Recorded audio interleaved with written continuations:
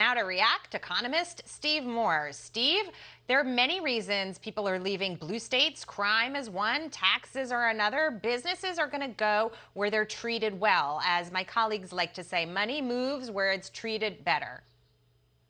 Well, you better believe it, Jackie. And by the way, I am now sitting in Rapid City, South Dakota.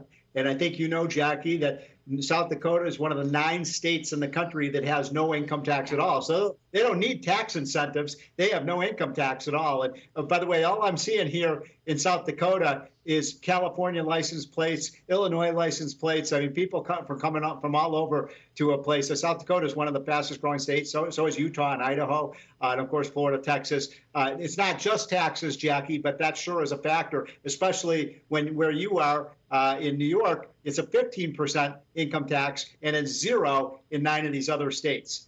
Yeah. And it certainly makes it, more attractive for people. We've seen throughout the pandemic, it might have sort of accelerated some of these trends. But a lot of people have moved to states where they don't have to pay an income tax. And frankly, from what I hear, they're enjoying life. Yeah, and by the way, they do have plumbing. They do have schools here. Yeah.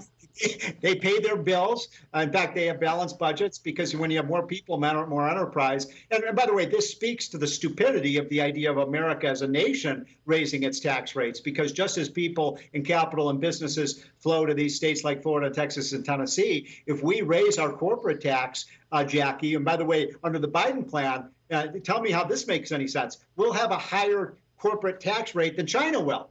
How are we going to compete with China with a higher corporate tax rate? It makes no sense. Well, it's difficult to compete, in that respect. And I'll give you another one and say, you look at what's happening with inflation. That's a tax on consumers. No matter what state you live in, you're paying more for goods and services.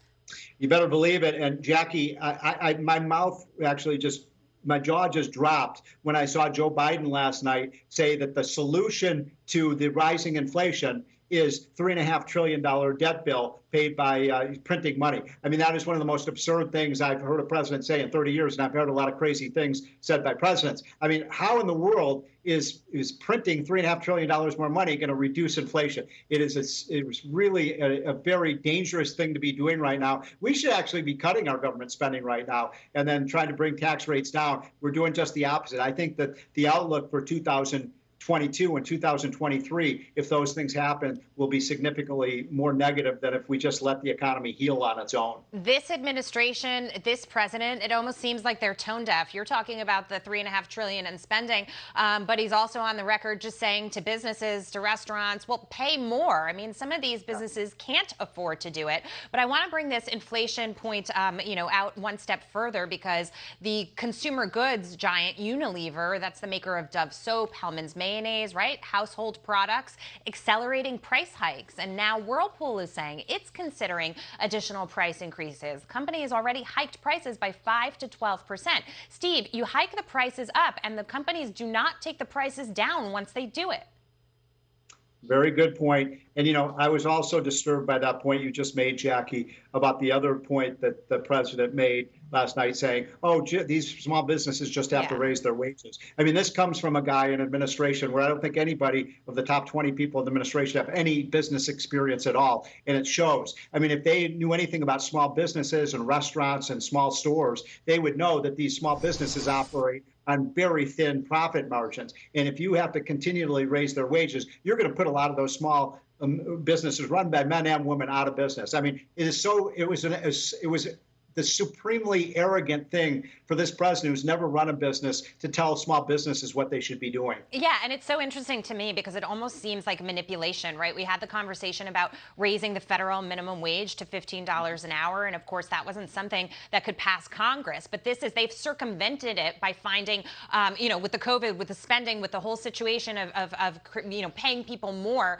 to stay at home than to go to work. They've created a situation where they're telling the businesses, pay more, and they can't afford to pay more. And even if they do, Steve, you and I both know, you go to dine out, you go to buy something, whatever, that price hike is going to be passed on to you, the consumer. So this wasn't by accident that they increased these $300 a week unemployment benefits. I think they knew that this would have very negative effects on small businesses and employers. And they did it anyway because it's a de facto increase in the minimum wage. They're paying people essentially a minimum wage of $15 an hour to stay home. How can a small business compete with that, Jackie? Can't. They can't, exactly. So effectively, they get what they want through their policies, and they look like, this is Joe Biden turning his head the other way. Well, I didn't do it. I didn't do this. Yes, you did. One other quick point, Jackie. How does it benefit a worker if they get, their wage goes from, say, $12 to $15 an hour, but now all of a sudden, every time they go to the store, everything's 10% more expensive, right? It's like dog chasing its tail. It doesn't solve the problem. Steve Moore, always great to see you. Thanks so much. Enjoy South Dakota.